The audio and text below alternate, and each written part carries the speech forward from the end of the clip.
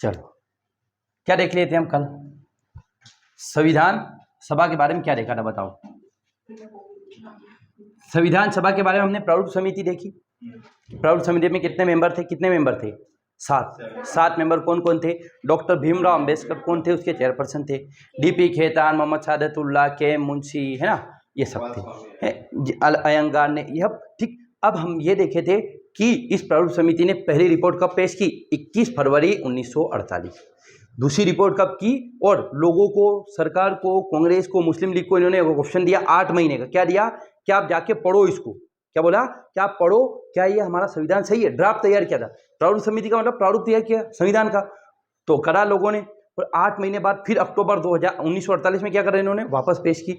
और उस 1948 के बाद संविधान सभा में वाचन हुए। किसके? संविधान को लेकर। पहला वाचन कब हुआ था? पहला वाचन हुआ था 4 नवंबर से 9 नवंबर, 4 से 9 नवंबर, है ना। इसमें पहली बार डॉक्टर भीमराव जी अंबेडकर ने क्या करा? संविधान को पढ़ा। पहली क्वेश्चन आएगा कि संविधान कब पढ़ा गया? 4 नवंबर। दूसरा वाचन कब हुआ? बहुत लंबा चला दूसरा वाचन, आपके अक्टूबर से नवंबर 1900, अक्टूबर 48 से नवंबर 1949, है ना। ठीक, ऐसे ही चला था ना। और इसमें बहुत सारे बदलाव हुए, लगभग 2473 बदलाव किए गए। और तीसरा वाचन फिर लास्ट में हुआ। और उसके बाद हम क्या देखे थे? और तो क्या देखे थे? संविधान का इंप्लीमेंट, हाँ, प्रवर्तन कैसे हुआ कि 26 नवंबर 1949 को संविधान को अपनाया गया, है ना। और इसमें 299 में से 284 लोगों ने साइन करे। कितने महिला कितनी थी उसमें? संविधान 7 उस दिन क्या बोल रहे हैं। और संविधान सभा में टोटल महिलाएं कितनी थी? 15। पहली बैठक में कितनी महिलाएं थी? 8। लास्ट बैठक में कितनी? 7। और कितने लोगों ने साइन किए थे? 284। पहला साइन किसने किया? डॉक्टर राजेंद्र प्रसाद। अंतिम साइन किसने किया? फिरोज गांधी। अच्छा, अब लिखो आप, संविधान सभा में महात्मा गांधी जी और जयप्रकाश नारायण नहीं थे। संविधान सभा में महात्मा गांधी जी व जेपी नारायण नहीं थे। मेरे मम्मी पापा मेरे वीडियो रोज देखते हैं, हर बात याद रखते, बोलते हैं, बात करता हूँ, बोला रही हो कह रहे तू। जेपी नारायण और महात्मा गांधी ये दोनों थे। बहुत बड़े प्रोमिनेंट व्यक्ति, बहुत बड़े पब्लिक फिगर रहे ना, मतलब बहुत फेमस थे। लेकिन अब क्वेश्चन आया, एक बार ऐसा आया था कि ऐसे 2 व्यक्ति जो बहुत ज़्यादा फेमस थे देश में, लेकिन संविधान सभा में नहीं थे। हाँ, लेकिन गांधी जी से ज्ञान लेने जाते थे सब लोग। अब देखो, मैं आपको बताऊं संविधान सभा से क्या क्या क्वेश्चन आए हुए प्री में और मेंस में। एक बार क्वेश्चन आया था कि संविधान सभा की पहली बैठक कब हुई। इस बार ये आया कि संविधान सभा के सदस्यों को चुनाव कैसे हुआ। एक बार आया था कि संविधान सभा में उद्देश्य प्रस्ताव किसने रखा। एक बार आया था कि उद्देश्य प्रस्ताव कब रखा। एक बार आया था कि संविधान का दर्शन कहाँ नहीं थे? उद्देश्य प्रस्ताव में ना। और उद्देश्य प्रस्ताव कब पास हुआ। अगला आया था कि संविधान सभा की बैठक कहाँ हुई थी। पहली बैठक 9 दिसंबर को हुई, बिल्कुल। दिल्ली में हुई, बिल्कुल। और ये एक ऑप्शन था कि इसमें जवाहरलाल नेहरू को शामिल नहीं किया गया। जवाहरलाल नेहरू तो थे, ये गलत कथन चयन करना था। ऐसे क्वेश्चन आते हैं, है ना। संविधान सभा में कितने मेंबर। एक बार आया था संविधान में देश के कितने नाम है। संविधान में देश के कितने नाम है? 2। India that is Bharat shall be union of state. India जो कि भारत है, राज्यों का संघ होगा, ये नाम है ना। इसे मेंस में क्या आया हुआ है? क्वेश्चन आया कि संविधान सभा की आलोचना कीजिए। संविधान सभा एक उधार का थैला है, समझाइए। सॉरी, भारतीय संविधान एक उधार का थैला है, समझाइए। क्योंकि हमने देखा था कि 60 से अधिक देशों का संविधान का रीड करी तो लोगों ने बोल दिया उधार है, ये तो दूसरे से मांग रखा है। तो फिर उसको समझाना था हमें, और संविधान सभा की विशेषता लिखना था, और संविधान सभा ने कैसे सभी लोगों का समायोजन करके एक संविधान बनाया, और संविधान सभा महिलाओं की संख्या, और संविधान सभा में किन्हीं 4 महिलाओं के नाम। और क्या क्वेश्चन आया था कि संविधान सभा में चुनाव कैसे हुए। ऐसे क्वेश्चन मेंस में भी। और प्रारूप समिति के बारे में बताना है। प्रारूप समिति में कितने सदस्य थे।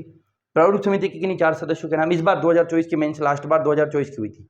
ये क्वेश्चन आते हैं ना। अब हम लिखेंगे कि संविधान सभा के बारे में हम कुछ इंपॉर्टेंट फैक्ट, है ना, इंपॉर्टेंट फैक्ट देख रहे हैं। क्या देख रहे हैं? Important fact. संविधान सभा जो कल पढ़ा था वो हमने रिवाइज कर लिया। तो पहला इंपॉर्टेंट फैक्ट क्या देखे हम कि महात्मा गांधी जी और कौन, आपका जेपी नारायण जी नहीं थे। अब जेपी नारायण के बारे में क्वेश्चन, ये आपके मेंस में है। जेपी नारायण जी का चैप्टर है आपका पेपर, इसी पेपर में यूनिट नंबर 2 में। अब नेक्स्ट हम देखेंगे क्या संविधान बनने में 2 वर्ष 11 माह 18 दिन, और कहीं कहीं लिखा रहता है 17 दिन लगे। एक बार व्यापम में मान लिया 17 दिन और कहीं कहीं मानते हैं 18 दिन, तो दोनों ही याद रखिए। अगर ऑप्शन में आए 2 वर्ष 11 माह 17 दिन, 2 वर्ष 11 माह 18 दिन, 2 वर्ष 11 माह 17 दिन, दोनों, है ना। संविधान बनने में 2 वर्ष 11 माह 18 दिन लगे। संविधान बनने में 2 वर्ष 11 माह 18 दिन लगे। ठीक, संविधान बनने में कितने लगे? 2 ईयर 11 मंथ और 18 डे या कहीं कहीं 17 डे। ठीक, अच्छा बहुत समय लगा है, 2 साल बहुत होते। अच्छा अगला लिखेंगे आप, संविधान निर्माताओं ने लगभग कितने देशों का अध्ययन किया? 60। लगभग 60 देशों,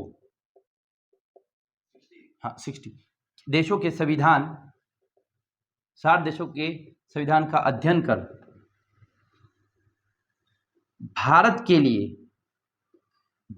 लिए उपयुक्त, भारत के लिए उपयुक्त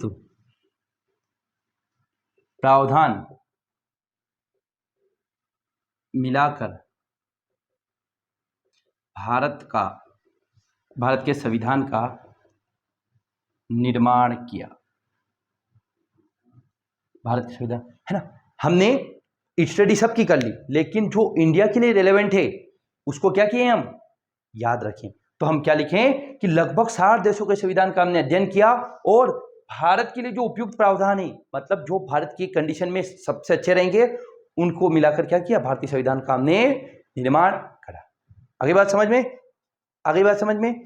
अच्छा, संविधान बनने में कितने रुपए लगे? 64 लाख रुपए। बाल की खाल निकालेंगे ना 64,763 रुपए, ऐसा भी आता है, लेकिन 63,99,763 ऐसा नहीं याद करना, 64 लाख लगभग, है ना। कितने रुपए लगे? 64 लाख रुपए। अब हम अगला लिखेंगे, संविधान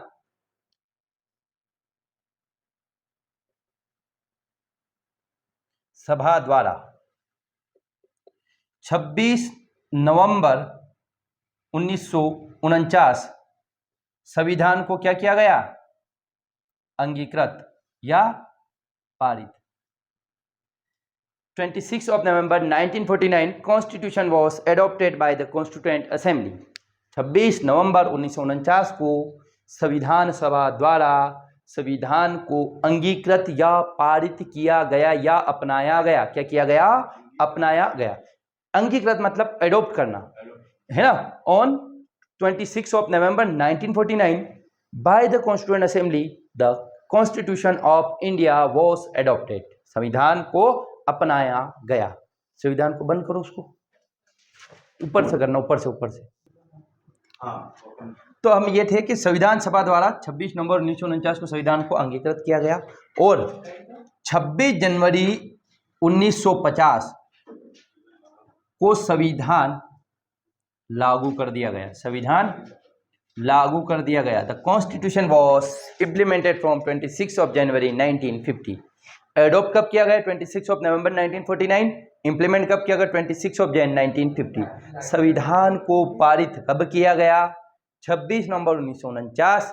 संविधान को लागू कब किया गया? 26 जनवरी 1950। बोले ये 2 महीने बीच में क्यों रखे? छुट्टी क्यों रखी? क्योंकि 1929 को 26 जनवरी को क्या हुआ था? लाहौर अधिवेशन। और इस लाहौर अधिवेशन में हमने पूर्ण स्वराज की मांग करी, टोटल इंडिपेंडेंट की मांग करी थी कि भारत होगा भारतीयों के लिए, इंडिया फॉर इंडिया, ये बात हुई थी। उस दिन को याद करने के लिए हमने 26 नवंबर को लागू किया। हमें आज़ादी कब मिली? 15 अगस्त 1947 को आज़ादी मिली और 26 नवंबर को लागू किया और 26 जनवरी को 26 नवंबर को पारित किया और 26 नवंबर को लागू कर दिया, 26 जनवरी को लागू कर दिया। और किसने लागू किया? संविधान सभा ने। संविधान सभा के स्थायी अध्यक्ष कौन थे? डॉक्टर राजेंद्र प्रसाद। अस्थायी अध्यक्ष कौन थे? सच्चिदानंद सिन्हा। अब एक क्वेश्चन आता है, सच्चिदानंद सिन्हा कहाँ से थे? चलो, आपके डॉक्टर भीमराव अंबेडकर प्रारूप समिति के अध्यक्ष थे, उनका संबंध कहाँ से था? बिल्कुल नहीं था, बंगाल से। बंगाल से चुनाव जीत के गए थे वो। ये क्वेश्चन आया था, मऊ में जन्मे थे, ये थोड़ा पूछा, मैंने पूछा उनका संबंध कहाँ से था? संविधान सभा। लिखा है, डॉक्टर भीमराव अंबेडकर का संबंध संविधान सभा में बंगाल से था। डॉक्टर भीमराव जी अंबेडकर, डॉक्टर भीमराव जी अंबेडकर का संबंध संविधान सभा में कहाँ से था? बंगाल से था। बंगाल मतलब आज का जो वेस्ट बंगाल है वो है ना, उस समय बंगाल हुआ करता था, है ना। मुझे ये बताओ आप, बंगाल विभाजन कब हुआ? 1905 है ना, बंगाल को विभाजन, बंगाल, बिहार और उड़ीसा प्रांत को तोड़ दिया था हमने, है। ये लिखें आप। और ये जो 26 नवंबर था ना, 26 नवंबर, चलो इसके बारे में लिखो, अगला लिखो आप। हमने क्या देखा, 26 जनवरी, नवंबर और 26 जनवरी। अब इस बीच 26 जनवरी को लागू हुआ, इससे 2 दिन पहले एक बार और मिले, कौन? संविधान सभा। संविधान सभा 2 दिन पहले मिली, ये देख लिया। हम देखें अब 26 जनवरी, चलो इधर लिखो, देखें। अब हम देखेंगे कि संविधान सभा, लिखे आप 24 जनवरी 1950, 24 जनवरी 1950 लिखिए। 24 जनवरी 1950 को संविधान सभा की अंतिम बैठक हुई, द लास्ट मीटिंग हेल्ड, अंतिम बैठक, है ना। 24 जनवरी क्या हुई? अंतिम बैठक हुई, है ना। The last meeting held of constituent assembly on 24 of January 1950, है ना। 24 जनवरी को संविधान सभा की अंतिम बैठक हुई। इसी दिन क्या हुआ? डॉक्टर राजेंद्र प्रसाद को भारत के राष्ट्रपति चुना गया, भारत के राष्ट्रपति। तो आपके क्वेश्चन क्या आएगा? Who was the first president of India? Doctor Rajendra Prasad become president of India, है ना। कब चुना गया? 24 ऑफ जनवरी 1950, है। अगला, अंतरिम सरकार का गठन हुआ 24 जनवरी। क्या हुआ? अंतरिम, अंतरिम मतलब इंटरिम गवर्नमेंट, मतलब अस्थायी सरकार, है ना। क्यों? क्योंकि मैं बताऊंगा। अंतरिम सरकार का गठन, अंतरिम सरकार का गठन, अंतरिम सरकार का मतलब ये होता है कि अभी कुछ समय के लिए ये सरकार काम चलाएगी, बाद में चुनाव होंगे। क्यों? क्योंकि देश बंटा था उस समय, देश के 2 टुकड़े हुए थे, संविधान बना रहे थे, तो उस समय चुनाव कराना पॉसिबल नहीं था। हाँ, अब क्वेश्चन आएगा कि भारतीय संविधान के पहले लोकसभा चुनाव कब हुए?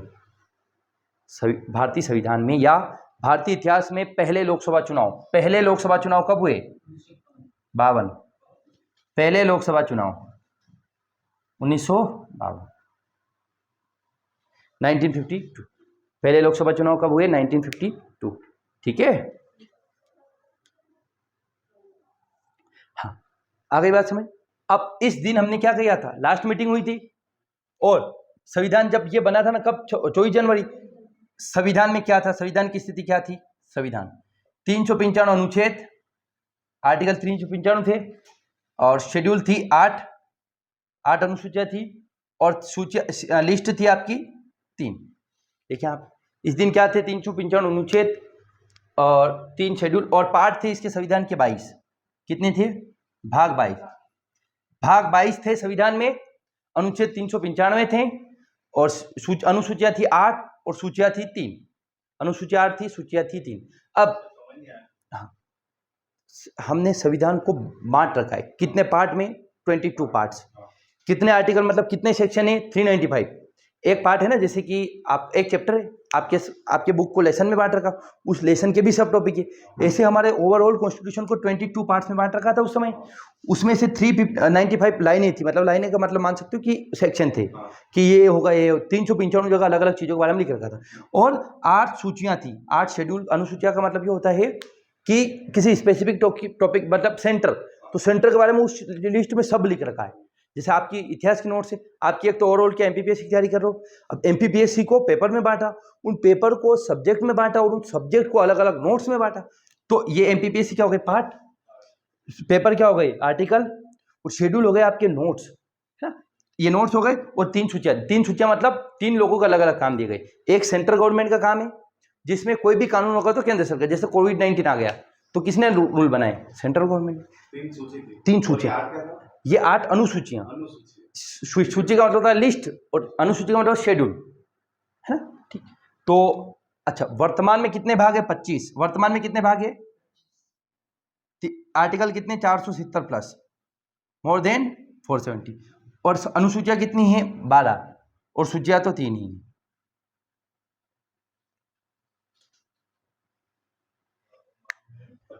हाँ, वर्तमान में 22 पार्ट है, 25 पार्ट है ना। 25 भाग है, 395 से 470 प्लस आर्टिकल हो गए हैं, बढ़ गए ना, समय के साथ बढ़े। और 8 अनुसूचियों से कितनी सूचियां? अनुसूचियां हो गई 12, और सूचियाँ तो 3 ही है। अब इन 3 सूचियों का नाम है स्टेट लिस्ट, सेंट्रल लिस्ट और कंकरेंट लिस्ट। राज्य सूची, संघ सूची और समवर्ती सूची, ये 3 सूचियाँ कौन सी है? राज्य सूची, संघ सूची और समवर्ती सूची।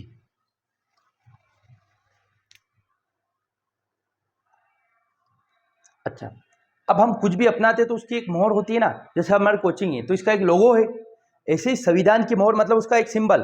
तो लिखिए आप, संविधान सभा द्वारा संविधान की मोहर, संविधान का सिंबल, सिंबल क्या था, मोहर क्या थी? मोहर का मतलब होता है सिंबल। ये लगा था, मोहर लगाते क्या लगाते वो आप, वो क्या बोलते हो, सील लगाते हो, तो इसका सिंबल था हाथी। क्वेश्चन आ सकता है कि संविधान का सिंबल क्या था या क्या है, तो हाथी। हाथी क्यों बताओ? बहुत बड़ा और दिखने वाला, मतलब बड़ा, बहुत बड़ा। गेंडा भी बड़ा होता है, भैंस भी बड़ी होती है, पाड़ा भी बड़ा होता है। सबसे बड़ा विस्तार लिखित है, संविधान बहुत बड़ा है।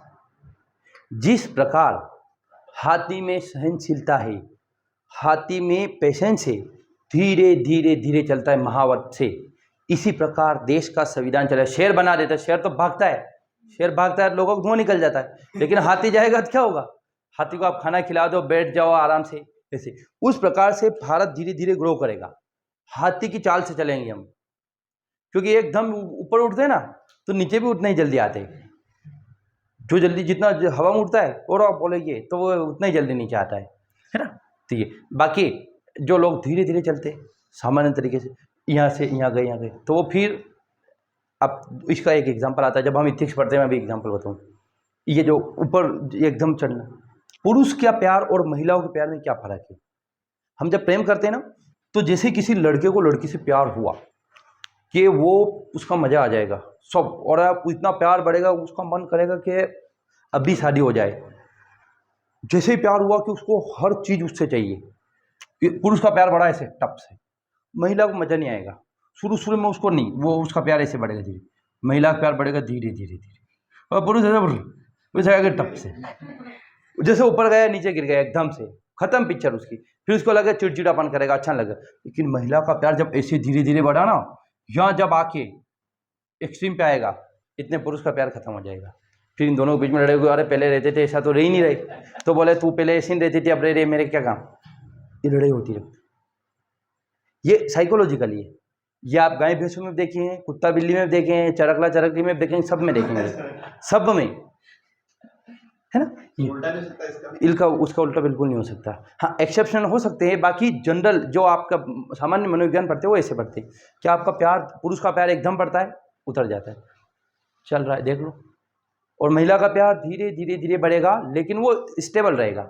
कोई चीज़ हम देखो, आप मान के चलिए कुछ लोग फेमस हो गए, कुछ लोग फेमस कौन हुए? रानू मंडल का नाम सुना होगा आपने, तेरी मेरी, तेरी में, अब वो बन गई नेती, एकदम उसको फ्री मिला, क्या हुआ जानता है कोई? अब खत्म हो गई पिक्चर। हाँ, अभी वो डोली चाय वाला, वो भी फेमस हुआ था, अब देखना आप 2 साल बाद कोई नहीं जानेगा उसको, खत्म हो जाएगा। क्योंकि आप पैसा तो दे दोगे, पर उस पैसे को खाना कैसे, वो एटिकेट कैसे दोगे? और एटिकेट तो समाज से आता है, एटिकेट तो आपके व्यवहार से आता है, एटिकेट तो आपके आसपास लोगों से आता है। मैंने पैसे दे दिए किसी को, लेकिन उस पैसे को खाना नहीं, बदतमीजी कर रहे हो, गालियाँ दे रहे हो। आपने एक मूवी देखी हुई जुदाई, जुदाई देखी? जुदाई जुदाई कभी आए ना जुदाई, उसके पति को बेच दिया और वो पैसे पे सो गई 2-4 दिन। फिर क्या हुआ? अरे यार प्यार जरूरी है यार, ये तो पैसा जरूरी नहीं, सेम। तो एटिकेट वेटिकेट कैसे लाओगे? फिर वो इतना एकदम चढ़ी और नीचे गिर गई। लेकिन कुछ लोग ऐसे होंगे जो बहुत संघर्ष कर रहे हैं, वो क्रिकेटर को देखो, इतने साल 15-20 साल मेहनत करी, उसके बाद इंडियन टीम में आए, उसके बाद IPL में आए, तो वो सस्टेन रहेंगे। क्या आपने तैयारी करी, 5 साल तैयारी करी और फिर नौकरी लगी, कोई पहले अटेम्प्ट में लग जाता है, दुर्भाग्यपूर्ण व्यक्ति है वो। क्या पुलिस की तैयारी करी, लग गई नौकरी, क्या सीखा उसने फिर? अगर आप बहुत कुछ नहीं सीख रहे, असफल नहीं हो रहे ना, असफल नहीं हो रहे, तो आप जीवन में सीख नहीं पाओगे कि असफलता का स्वाद क्या है। डायरेक्ट सफलता मिल गई, पहली बार में आपने किसी को प्रपोज करन हाँ कर दी, क्या मतलब है? हो सकता है इंसान ही गलत हो, प्रपोज करन मना कर दिया, फिर आपको बुरा लगा यार, तो आप में आएगा रिजेक्शन, स्किल ऑफ रिजेक्शन। और रिजेक्शन सीखना बहुत जरूरी है। अगर आपने रिजेक्ट होना नहीं सीखा तो तोप बनोगे आप। मैं तो तोप हूँ, मेरे तो पहली लड़की को प्रपोज करा था, हाँ कर दी, ईगो ईगो ईगो टूटा बांध दो, ईगो को तोड़ दो उस ईगो को। हाँ, ईगो ऐसा किसी को 4 जगह से रिजेक्शन मिले और 5वीं जगह फिर अच्छा आया, तो फिर आपको रियलाइज रहेगा उस इंसान की कदर रहेगी। ये बहुत सारी चीज़ें, मैं ज्ञान भी दूंगा बहुत सारा। चलो, तो मोर किसे अपनाया गया? हाथी। अब अगला देखेंगे आप। हाँ, मूल संस्करण, जो संविधान की मूल कॉपी थी ना, संविधान को सजाया व सौंदर्य बनाया, उसको सौंदर्यीकरण। हाँ, ओरिजिनल कॉन्स्टिट्यूशन में जो सौंदर्य दिया है उन्होंने, है ना, सौंदर्यीकरण। सौंदर्य मतलब होता है डिजाइनिंग बनाना, है ना, ऐसे ऐसे डिजाइन बनाते हैं ना हम लोग, ये कॉपी पेज पे रहती है ना डिजाइन, वो डिजाइन और सजाना, उसमें कुछ नए नए एलिमेंट है ना। हाँ, वो हाँ, सौंदर्यीकरण, सौंदर्य दिया ना, सुंदरता। अब मेकअप करते क्या नहीं करते, सौंदर्य बनती, सौंदर्यीकरण करती क्या नहीं करते लड़कियां। हाँ, वो तो किसने किया? नंदलाल बोस और राम मनोहर सिन्हा। किसने किया? नंदलाल बोस और राम मनोहर सिन्हा। नंदलाल बोस और राम मनोहर सिन्हा। ठीक, राम मनोहर सिन्हा और नंदलाल। अच्छा, संविधान लिखा किसने? राइटर कौन थे इसके? कैलियोग्राफर कौन थे? लिखा किसने? प्रेम बिहारी रायजादा। प्रेम बिहारी रायजादा। फ्री में लिखा था ना, क्या बोला? मैं साइन करूंगा, रायजादा, कि मैं अपने साइन करूंगा, बाकी कुछ नहीं। ठीक, प्रेम बिहारी रायजादा, प्रेम बिहारी रायजादा। ठीक, ये हो गया आपके इंपॉर्टेंट फैक्ट। ठीक, अब हम देखेंगे कि संविधान सभा के सामने मेजर चैलेंजेस क्या है। रायजादा, रायजादा, प्रेम बिहारी याद रखो आप, तो ना, प्रेम से लिख दिया इन्होंने संविधान, है ना, प्रेम बिहारी जी ने। और सजाया किसने? नंदलाल बोस और राम मनोहर सिन्हा, है ना। ठीक, अब हम देखेंगे संविधान सभा के सामने प्रमुख चुनौतियां। लिखें आप, the major challenges before constituent assembly. देखो, इसको रिवाइज करा देते हैं आपको कि संविधान सभा के बारे में इंपॉर्टेंट फैक्ट देखिए कि महात्मा गांधी जी और जेपी नारायण इसमें शामिल नहीं थे, और संविधान बनने में 2 साल 11 माह 18 दिन लगे, और लगभग 60 देशों के संविधान से भारत के संविधान का अध्ययन करके भारत के लिए जो उपयुक्त थे वो चुना हमने। और अच्छा, संविधान सभा का विचार किसने दिया? Who gave the idea? अरे यार नहीं, who gave the idea of constituent assembly first time officially? M.N.. Roy, 1934। बताया था सही। संविधान सभा को औपचारिक आइडिया किसने दिया? एम.एन. रॉय, मानवेंद्र नाथ रॉय ने 1934 में। हाँ, वो तो पहली बार ड्राफ्ट बनाया था 1895 में। हाँ, उसके बाद हम देखिए कि 64 लाख रुपए खर्चा है लगभग, 63,93,763 ऐसा कुछ रुपए है। और संविधान सभा द्वारा 26 नवंबर को अंगीकृत किया गया, 26 जनवरी को लागू किया गया। अच्छा, इस दिन लास्ट मीटिंग हुई 24 जनवरी को, सॉरी, हाँ, तो लोगों ने साइन किए थे। कितने लोगों ने साइन किए? 284। उन 284 में से महिलाएं कितनी थी? 8। टोटल महिलाएं कितनी थी संविधान सभा में? लिख लो, संविधान सभा में कुल महिलाओं की संख्या 15 थी, है ना। संविधान सभा में कुल महिलाओं की संख्या 15, हाँ, 299 में से 15 वुमेन थी। अगला देखें, 26 जनवरी को संविधान को लागू कर दिया गया, और डॉक्टर भीमराव अंबेडकर का संबंध कहाँ से था? बंगाल से था। और लेकिन उनका जन्म कहाँ हुआ था? मध्य प्रदेश के रहू में, है ना, इंदौर मऊ में हुआ था, है ना। अगला, और लिखा क्या, किसने लिखा संविधान को? प्रेम बिहारी रायजादा। इसको सजाया किसने? नंदलाल बोस और राम मनोहर सिन्हा। उसके बाद हमने देखा संविधान में जब क्वेश्चन आएगा मूल संविधान में कितने अनुच्छेद व अनुसूचियां थी, तो 395 अनुच्छेद, 22 भाग हुआ, 8 अनुसूचियां और 3 सूचियां थी। वर्तमान में संविधान की स्थिति क्या है? 25 भाग, 470 प्लस अनुच्छेद और 12 अनुसूचियां और 3 सूचियां। और पहले लोकसभा चुनाव कब हुए? 1952। और अंतरिम सरकार का गठन कब किया गया? 24 जनवरी 1950। और भारत के पहले राष्ट्रपति डॉक्टर राजेंद्र प्रसाद, और 24 जनवरी 1950 को संविधान सभा की अंतिम बैठक हुई, है ना। हम क्या लिखेंगे कि संविधान सभा की अंतिम बैठक कब हुई? 24 जनवरी 1950। अब इसमें कोई डाउट हो तो आप पूछें। 11 और इसको मिला के 12 पढ़ा दिया है ना। ठीक, ये वो जो ये क्लास देख रहे हैं ना परसों वाली, है ना, तो उसमें ये सब बता दिया। अब हम देखिए, लिखो संविधान सभा के सामने चुनौतियां। The major challenges before constituent assembly, है ना। मेजर चैलेंजेस क्या है ना, क्या क्या चैलेंज आए? Major challenges before constituent assembly. संविधान सभा के सामने प्रमुख चुनौतियां। अंग्रेजी में कोई दिक्कत तो नहीं रही आपको? क्या बात कर रहे हैं, बताओ। इंग्लिश में अगर बोलेंगे ना तो इससे एक बात ये रहेगा कि मेरी अंग्रेजी सही तो होगी, दूसरी बात ये होगी कि आपको कुछ शब्द आएंगे टेक्निकल टर्म में, तो आप इंग्लिश सीखोगे, भाषा केवल और केवल माहौल का खेल है। अमेरिका का भिखारी अंग्रेजी बोलता है, इसका मतलब बिल्कुल नहीं होता वो पढ़ा लिखा। कोई भाषा आ रही है अच्छी बात है, पर भाषा आ रही है इसका मतलब ये नहीं कि महान हो गए। कोई अंग्रेजी बोल रहा है, अंग्रेजी से भी वो गंदे शब्द बोल सकता है, जरूरी नहीं है। लेकिन हमारे यहाँ पर क्या, अंग्रेजों को, क्योंकि हमारे अंग्रेजों का राज रहा तो अंग्रेजी को महत्व दिया जाता है। पर अच्छा इंसान वो जो अपनी मातृभाषा से प्यार करे। मालवी बोलो, कहीं भी जाओ, मैं कितने बड़े स्टेट पे जाऊँ मालवी बोलूँ, नहीं डरना अपनी मातृ, क्योंकि भाषा बहुत बड़ी संपत्ति है। चली गई तो क्या होगा, विरासत है। लोग डरते और बोले हिंदी में, अंग्रेजी माध्यम के स्कूल चल रहे, बहुत अच्छी बात है, क्योंकि दुनिया में आपको सस्टेन करने के लिए अंग्रेजी चाहिए। पर अपनी मातृभाषा, मदर टंग, जिसमें सोचते हैं, जिसने आपको जो बहुत कुछ दिया है, उसका भी सम्मान करना चाहिए, है ना। लोग क्या करते हैं, और अंग्रेजी, आजकल की अंग्रेजी स्कूल चल गए सारे, है ना। खैर वो बहुत बड़ी चीज़ें हैं, मैं नहीं बोलूँगा उसे। संविधान सभा के सामने प्रमुख चुनौतियाँ हैं।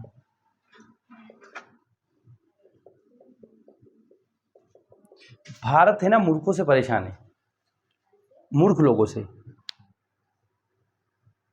क्यों है मूर्खों से परेशान, बताओ। आजकल एक चीज चल रही है, अरे ये बोलूँगा तो मैं वीडियो वायरल हो जाए, नहीं ये बहुत नहीं यार, ये थोड़ा सेंसिटिव टॉपिक है। बोलूँगा ना मैं, आपको वीडियो बनाऊँ जो उसके बाद बताऊँगा। मैं भावना कंट्रोल नहीं कर पाऊँगा ना, लठ लेके आ जाएंगे लोग। हाँ, पहली बात, हाँ, क्योंकि देखो लोग विकास सर के पीछे पड़ सकते हैं, अपने तो विशाल सर है। हाँ, अपने बहुत सामान्य आदमी। वैचारिक विभिन्नता मतलब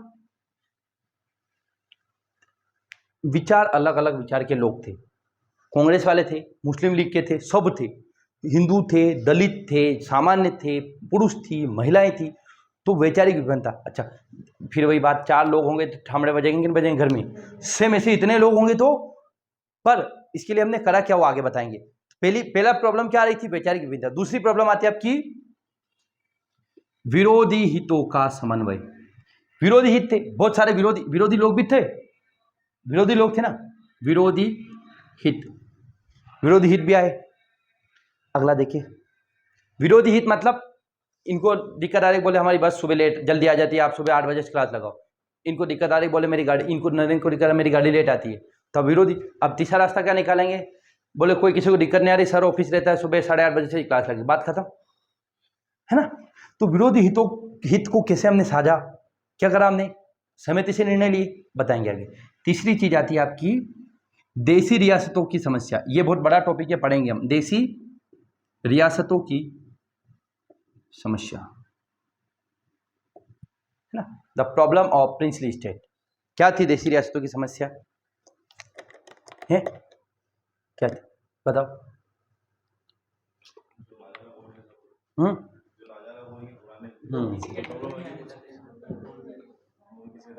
देखो, जब अंग्रेज हमें छोड़ के गए तो 3 विकल्प देके गए, या तो भारत में मिलो, पाकिस्तान में मिलो, या क्या करो, आजाद रहो।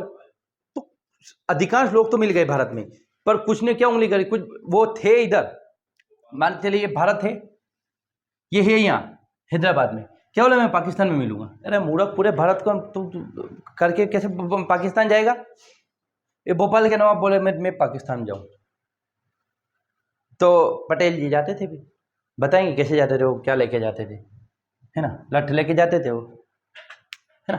पहले प्यार से समझाओ, नहीं तो लठ से समझाओ। हाँ, तो दूसरी बात देसी रियासतों की समस्या थी, इसीलिए सरदार वल्लभ भाई पटेल क्या कहा जाता है, लौह पुरुष, आयरन मैन ऑफ इंडिया। चौथी बात लिखो आप, सांप्रदायिकता और संविधान का स्वरूप। उस समय देश में क्या हो गया था, 1 लाख से भी ज्यादा लोग मर गए, क्योंकि जब पाकिस्तान और भारत अलग हुए ना, 2 देश, तो मारकाट हुई, खून खराबा बहुत हुआ, है ना। तो सांप्रदायिकता,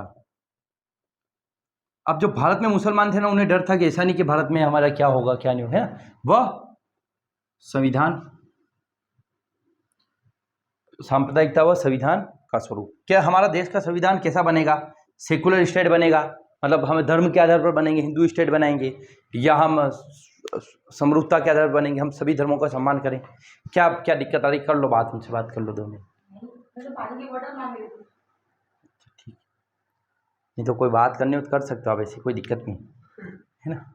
तो सांप्रदायिकता व संविधान का स्वरूप क्या होगा, इसको बात इसकी इस बात को लेकर डिबेट थी। 5वीं बात, अच्छा देखो, अगर आप शुरू में पढ़ रहे हैं और संविधान को समझना और संविधान में इंटरेस्ट जगाना है तो मैं 2 सीरीज बता देता हूँ। आपको जीवन में आनंद नहीं आएगा तो मुझे बोलोगे आप। एक सीरीज आती है आपके एबीपी न्यूज़ पे, उसका नाम है प्रधानमंत्री, और एक सीरीज आती है आपकी संसद टीवी पे, उसका नाम है संविधान। 10 वीडियो है। अब इतना मजा आएगा आपको कि ये संविधान सभा की बैठ के नहीं पढ़ा है ना, ये सब विजुअल इफेक्ट है, वहाँ सारी बैठ के गांधी जी ने सब बनेगा यूट्यूब पे ही, आनंद आ जाए। मैं 10 वीडियो देखूंगा, आपको इतना मजा आएगा, आप बोलोगे क्या है यार। एक तो है संसद टीवी पर संविधान, बहुत शानदार सीरीज है ना, संविधान प्लेलिस्ट सर्च करेंगे तो 10 वीडियो है, बहुत साल पहले डाल रखे। और एक है आपकी एबीपी न्यूज़ पे, उसका नाम है प्रधानमंत्री सीरीज। क्या नाम है? प्रधानमंत्री सीरीज। अब इस प्रधानमंत्री सीरीज में क्या है पता है आपको, बताऊंगा। देश के इतिहास के बारे में कि आज़ादी के बाद हमारा देश कैसे हुआ।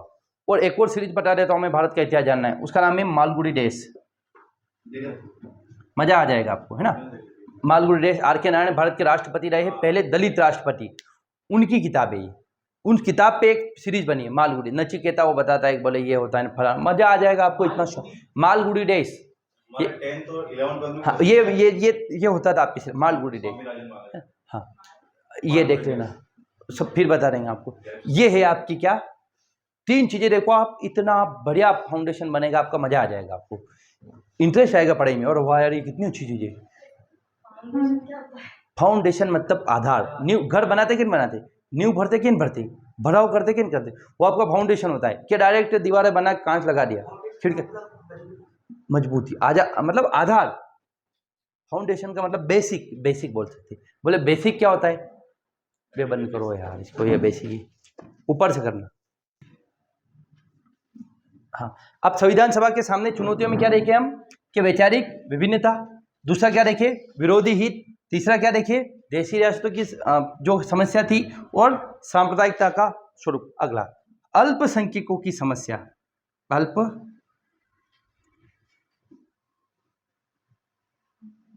The problem of minorities.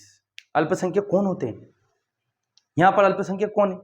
कोई नहीं, यहाँ पर बराबर है, मेजोरिटी है, आधे लड़के आधे लड़कियां हैं, लेकिन 10 लड़कियां इन 2 लड़कियां हैं, तो अल्पसंख्यक कौन होगा? लड़के। अल्पसंख्यकों की समस्या, हाँ संख्यकों की समस्या, अल्पसंख्यकों की समस्या। द प्रॉब्लम ऑफ माइनॉरिटीज, हाँ द प्रॉब्लम ऑफ माइनॉरिटी क्या क्या प्रॉब्लम थी ये भी देखेंगे।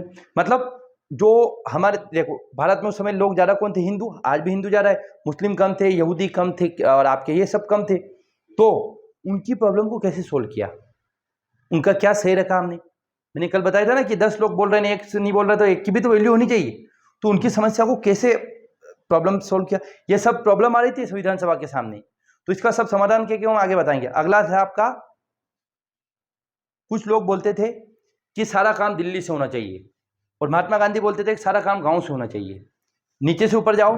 और भीमराव अंबेडकर और नेहरू जी बोलते थे ऊपर से नीचे आओ, मतलब सरकार है, पैसा आएगा जाएगा सब ऊपर से नीचे। और गांधी जी बोलते नहीं, नीचे से ऊपर होना चाहिए। तो एक प्रॉब्लम थी कि हम केंद्रीकरण रखे। केंद्रीकरण मतलब सारा पावर किसके पास रखे, केंद्र सरकार, या विकेंद्रीकरण रखे, डिसेंट्रलाइजेशन रखे, है ना, या विकेंद्रीकरण रखे। एक ये प्रॉब्लम थी, है ना, एक सेंट्रलाइजेशन और डिसेंट्रलाइजेशन, ये प्रॉब्लम थी।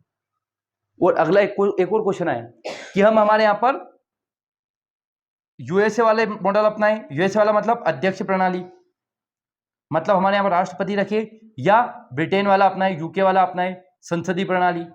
तो हमने क्या अपनाया, संसदीय प्रणाली को अपनाया। केंद्रीकरण और विकेंद्रीकरण, केंद्रीकरण और विकेंद्रीकरण, सेंट्रलाइजेशन और डिसेंट्रलाइजेशन। तो हमने इसको क्या करा, हमने केंद्रीकरण और विकेंद्रीकरण दोनों को अपनाया। इसमें क्या करा, हमने प्रधानमंत्री को मजबूत बनाया और संसद को भी बनाया, मतलब मिश्रण रखा इन सबका। तो ये क्वेश्चन आए थे कि बोले इनका समाधान कैसे करेंगे, तो सारे लोगों को लिया, है ना। वैचारिक भिन्नता थी तो क्या करा हमने, सभी लोगों को लिया। विरोधी हित का क्या करा हमने, वोट नहीं करवाए, सहमति से डिसीजन लिया, है ना। अब क्या क्या इसका समाधान, तो इन समस्याओं का समाधान क्या था, तो लिखेंगे आप समाधान, है ना। क्वेश्चन आ गया, संविधान सभा के सामने प्रमुख चुनौतियां कौन सी थी, समझाइए। हाँ बस ये इतनी। क्या आया कि संविधान सभा के सामने प्रमुख चुनौतियां कौन थी, समझाइए। अब समाधान क्या था? पहला समाधान, सहमति से निर्णय लिया हमने। क्या करा? सहमति से निर्णय। इसका मतलब क्या होता है? डिसीजन बाय कॉन्सेंट, मतलब सब लोगों से पूछा क्या होना चाहिए क्या नहीं होना चाहिए, तो सहमति से हमने लिए निर्णय। दूसरा लिया समायोजन का सिद्धांत। समायोजन का मतलब क्या होता है? समायोजन मतलब सबकी बात की वैल्यू रखना, समायोजित करना, एक साथ लेके चलना। समायोजन का सिद्धांत अपनाया। समायोजन का सिद्धांत, एक्सेप्ट द थ्योरी ऑफ समायोजन। समायोजन को इंग्लिश में जो भी बोलते हैं मैं दिमाग में नहीं आ रहा है। कोऑर्डिनेट, हाँ कोऑर्डिनेट करा हमने, सबसे बात करके ना। समायोजित मतलब कोऑर्डिनेशन करना। अगला लिखिए, ये हो गया आपका बस समाधान था। समाधान क्या था? हमने एक तो सहमति से, इन सबका प्रॉब्लम हो जाएगा ना कि समायोजन मतलब सबको कोऑर्डिनेट कर लो, इन सब दोनों को मिला लिया, इन दोनों को मिला लिया, मुस्लिमों को भी बात रखी, हिंदुओं को भी बात रखी, क्रिश्चियन की बात रखी, सबकी बात रखी और सहमति से निर्णय लिया। अच्छा क्वेश्चन, अब कोई पूछ लेगा कि संविधान सभा में निर्णय कैसे लिए गए? वोटिंग के माध्यम से, समायोजन के माध्यम से या सहमति के माध्यम से? सहमति से। सबको सहमत करा। मैंने बोला क्या हम क्लास 8 से 9 कर सकते? बोले आधे बोल रहे कर दो, आधे बोल रहे नहीं कर दो। तो हम बोलेंगे, एक बोले क्या चाहते हैं आप सब लोग? बोले सर एक काम करो 8 से 9 मत करो, 8 से 8:30 कर दो। सब लोगों ने बोले हाँ 8:30 में सब शामिल है? बोले हाँ सब शामिल। तो हमने 8:30 कर दिया। समायोजन मतलब सबको साथ लिया, सहमति सबकी बनाई। और समायोजन मतलब सबकी प्रॉब्लम, बोले काम करे 8:30 से 8:45 कर दे, इनके बस की दिक्कत है, इनके बस की प्रॉब्लम है, गाड़ी की प्रॉब्लम है, तो एटलीस्ट 8:45 तो कर। ये होता है समायोजन, कोऑर्डिनेट करना, सबसे बात करना और उसका समाधान निकालना, है ना। अब एक क्वेश्चन आता है, हम कल देखेंगे उसको, कि संविधान सभा के सामने कुछ तो विवाद थे कि संविधान सभा अच्छी नहीं और इसकी कुछ आलोचनाएं थी। तो कल हम देखेंगे संविधान सभा की आलोचना क्या थी। वो आपका क्या बोलते हैं यार उसको, क्रिटिसिज्म ऑफ कॉन्स्टिट्यूएंट असेंबली, कि संविधान सभा क्या क्या क्रिटिसिज्म था। ठीक, इसमें कोई डाउट होता आप पूछें, कोई डाउट नहीं होगा मुझे लगता। इसको बंद कर दो, बंद ऊपर से, हाँ पूरा ही कर दो, नीचे से बीच में।